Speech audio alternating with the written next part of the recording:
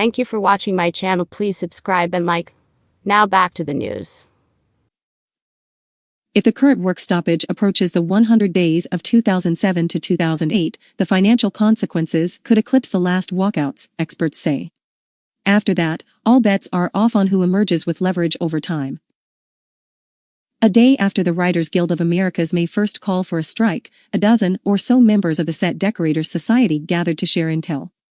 Discussion of layoffs kicked off the Zoom meeting, and Pam Elyea, owner of LA-based prop house History for Hire, said she had to fire her receptionist and drum technician in March in anticipation of a work stoppage. Others nodded, echoing sentiments that they could not afford to keep all their staff in the face of what they expected to be a lengthy strike. "We'd been saving up, but every time we get something together, something happens," Elyea says. When writers manned the picket lines 15 years ago, the fallout of the 100-day stoppage was around $2 billion, or $2.8 billion in 2023 dollars.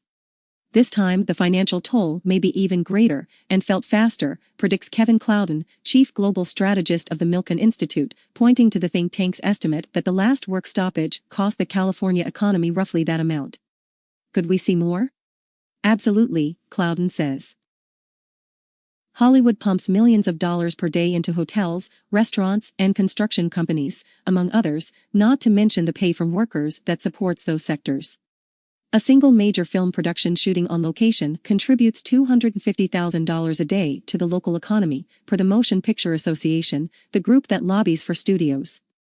The last writers' strike dealt a blow to California's struggling finances to the tune of $772 million in lost wages for writers and production staff, $981 million in lost revenue for various businesses that service the industry, and $1.3 billion from the ripple effects to the businesses that would have profited from lost wages, the Los Angeles County Economic Development Corporation estimated. Those figures aren't adjusted for inflation.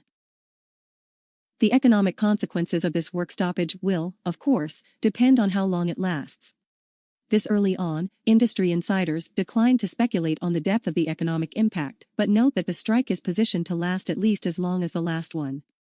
If a protracted strike occurs, and lasts 6 months or longer, it could hurt many media companies, noted a Moody's Investor Service forecast on May 4th, adding, "At companies most exposed to a long strike, pipelines will dry up and consumers will react negatively to library reruns."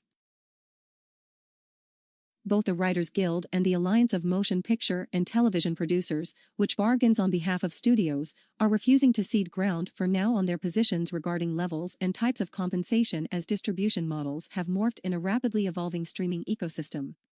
Additionally, the studios are seeking flexibility to incorporate tech advancements, like AI, in the scriptwriting process, while the union seeks protections against such integration. Also on the table, more transparency about streaming data and minimum staffing levels for writers' rooms.